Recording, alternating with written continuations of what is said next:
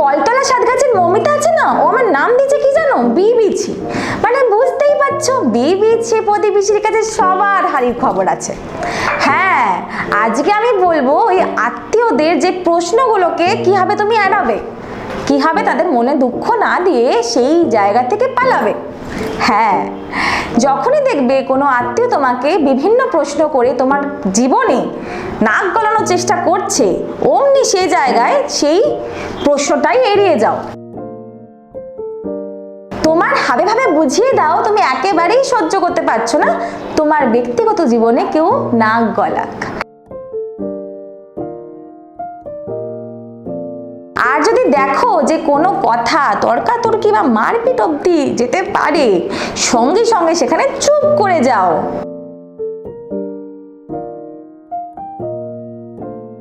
আর সেখানে চুপচাপ শুনতে থাকো তারা কি বলছে।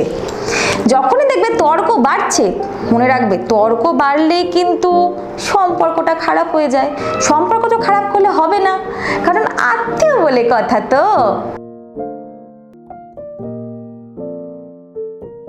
হ্যাঁ, তখনই সেই আত্মীয় যখন অনেক বেশি কৌতূহল করে তোমাকে কোনো প্রশ্ন করবে, তখনই তার শরীর গতিক নিয়ে প্রশ্ন করো, তার জীবনের সমস্যা নিয়ে তাকে প্রশ্ন করো, দেখবে সে আর সেই বিষয়ে কথাই বলছে না। তো এরকম অনেক সমাধান আমার কাছে আছে, অনেক প্রশ্ন তোমাদের কাছেও আছে। কোনো প্রশ্ন যদি সমাধান জানতে চাও, কাকে প্রশ্ন করবে? আমাকে করবে।